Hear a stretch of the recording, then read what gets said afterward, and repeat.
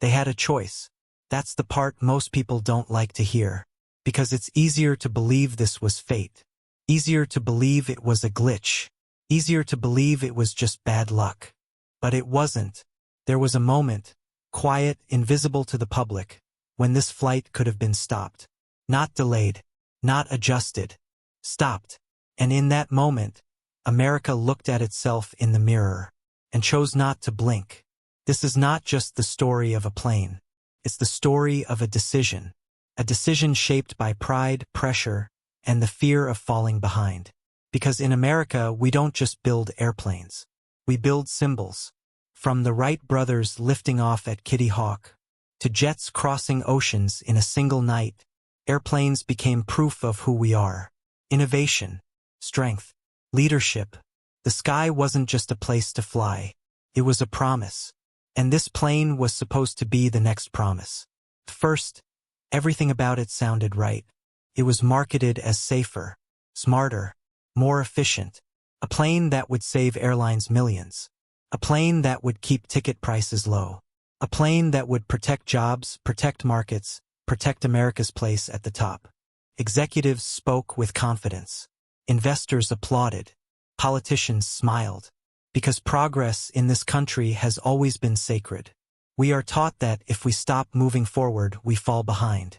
If we hesitate, someone else wins. If we slow down, we lose our edge. And nobody wanted to be the one who slowed things down. But beneath the speeches and presentations, another story was unfolding. Quieter one. A story told in engineering meetings, internal memos, and late-night emails that never made the headlines. A story of concern. Not panic. Not chaos. Concern. Engineers noticed inconsistencies. Pilots reported behavior that didn't feel right. Simulators revealed moments where control felt different. Not broken. Just unfamiliar. And unfamiliar at 35,000 feet is dangerous. One of the most American beliefs is this. If something is wrong, someone will speak up. We trust systems. We trust checks and balances. We trust that responsibility rises to the top. But systems are run by people. And people live under pressure. Pressure to deliver. Pressure to compete. Pressure to meet deadlines set years earlier. Pressure to prove that American engineering was still untouchable. So when concerns appeared, they were managed, reframed, explained away, not because people were evil, but because stopping would mean something worse. Stopping would mean admitting the timeline was wrong. Stopping would mean airlines getting angry. Stopping would mean contracts questioned. Stopping would mean Wall Street watching closely. And Wall Street does not like uncertainty. So instead of stopping, they optimized. Instead of grounding, they adjusted. Instead of asking the hardest question, should this fly? They asked an easier one. Can we make this work?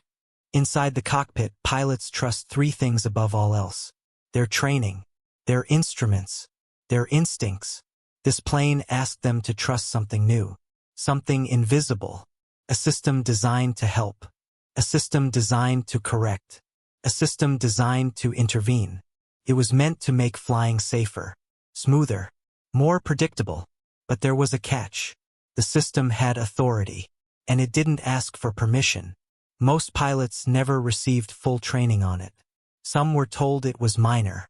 Others were told it would never activate unless absolutely necessary. And in aviation, words matter. Minor, rare, unlikely. Those words shape how a pilot reacts in a crisis. If you don't know a system exists, you don't fight it. If you don't know what it can do, you don't recognize it as the enemy. The passengers never knew any of this. They boarded the plane like they always did. Parents holding children's hands. Business travelers checking emails. Couples staring out the window as the engines came alive. To them, this was just another flight. That's the quiet contract of aviation. Passengers trust that everything invisible has already been handled. They trust that every bolt was checked, every line of code tested, every warning taken seriously. They trust America, and trust, once broken, is almost impossible to repair. There is a moment just after takeoff when a plane is most vulnerable. Low altitude, high workload, little room for error. That's when everything has to work together, human and machine. On this plane, something didn't. The system received bad information. Just a single sensor. Just one incorrect input. But the software believed it. And once it believed it, it acted. The nose pushed down. The pilots pulled up. The system pushed again. This wasn't a dramatic movie moment. No explosion. No warning to the passengers. Just confusion. Just seconds slipping away. Just two human beings fighting a machine they didn't fully understand. And gravity never negotiates. After the crash, America was stunned. How could a modern aircraft fail like this? How could trained pilots lose control? How could something so advanced end so simply? The answer wasn't found in one mistake. It was found in many small ones. A decision to minimize training. A decision to rely on software. A decision to trust a single sensor. A decision to move fast. Each decision made sense on its own. That's what makes this story so terrifying. No villain twirling a mustache. No single moment of madness. Just momentum. And momentum, once it builds, is hard to stop. Still, even after the first crash, the plane kept flying. That's the part that shakes people. Why didn't they stop everything immediately?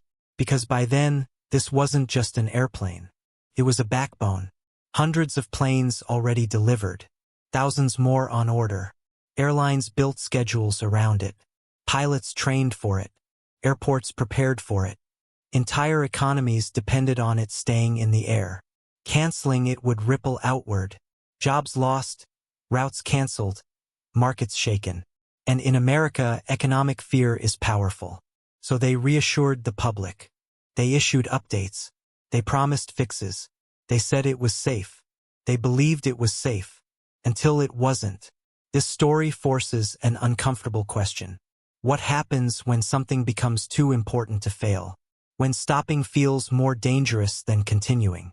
When admitting a mistake feels like surrender? America has faced this question before. In finance, in industry, in history. And every time, the cost is paid by people who had no vote in the decision. People who trusted. People who boarded the plane. This plane was not dangerous because of one flaw. It was dangerous because of what it represented. Speed over caution. Silence over honesty.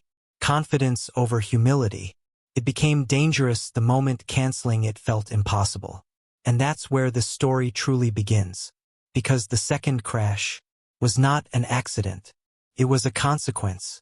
In the end, this was never just about an airplane. It was about a choice. A choice made far from the runway, far from the cockpit, far from the families who trusted that flight with their lives. America has always believed in building forward, in pushing limits, in refusing to fall behind. That belief built this nation, put us on the moon, connected coasts, cities, and generations. But progress without humility becomes arrogance, and innovation without accountability becomes danger. This plane didn't fail because Americans forgot how to build. It failed because, for a moment, we forgot how to listen. We stopped listening to engineers who felt something was wrong.